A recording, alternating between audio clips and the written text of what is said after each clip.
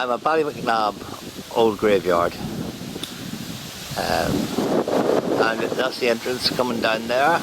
Entrance walkway from the road. O'Toole's pub is just up there, and if we pan round you can see all the old gravestones, and in the distance you can see a notice board and a large Celtic cross. There's the rest of the gravestones. It's quite an old place.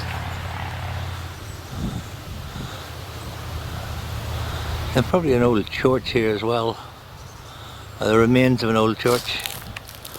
Just have a walk round and have a look. And we've got an information board.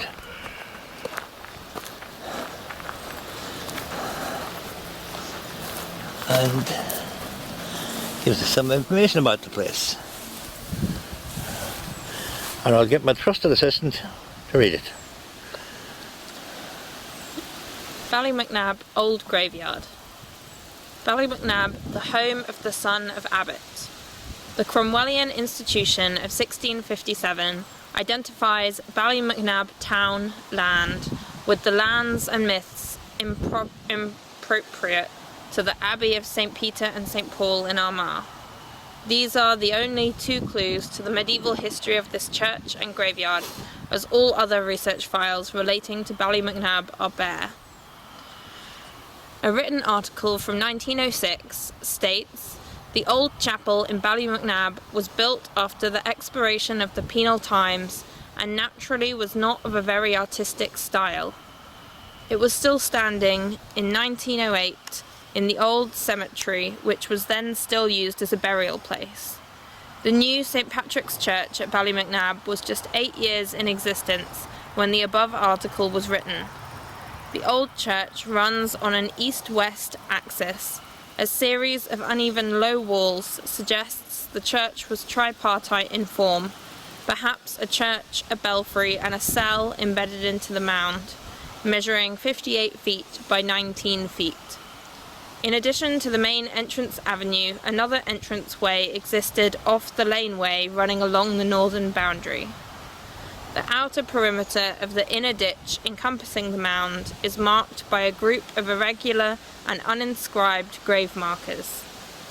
One large stone in the cluster resembles in shape and size the praying stones found in the early Christian site at La Lou in Lower Ballinderry, County Antrim, at Drumconwell, Lisnadil.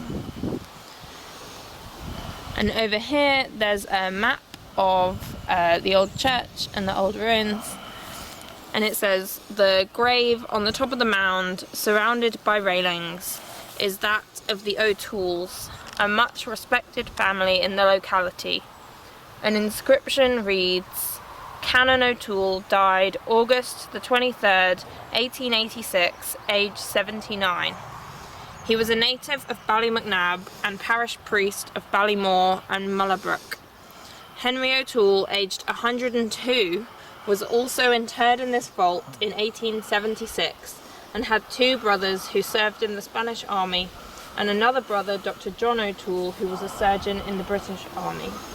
He had a younger brother, a son and a nephew who all served in the priesthood."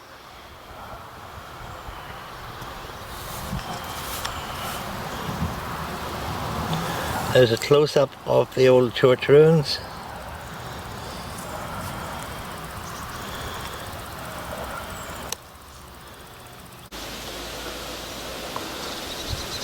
This is part of the old church, and there seems to be quite a new cross and a new altar. It's probably used. And the cross, as you'll see in a moment,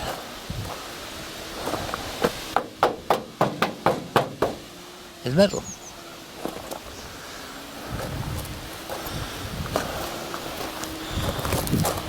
Get a few people in here.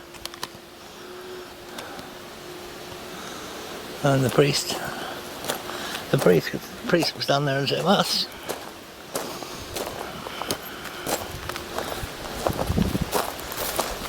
So that's the graveyard of the O'Tooles.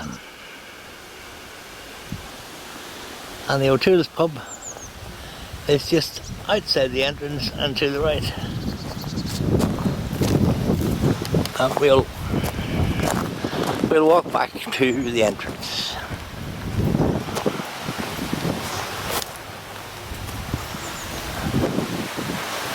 It's not very accessible for disabled people because it's quite a steep stile to climb over, a stone stile next to the gate, and the gate, we tried to open the gate, but the gate proved very difficult to open. It's quite incredible because up to a couple of years ago I didn't even know this place was here.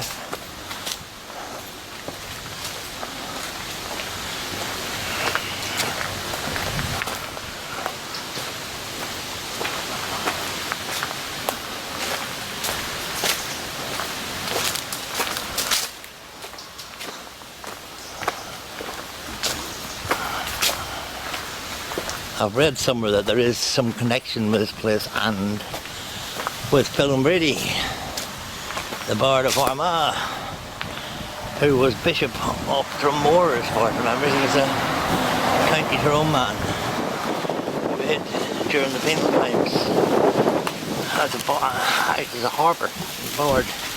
You can see the style that goes over it. I hope you've enjoyed.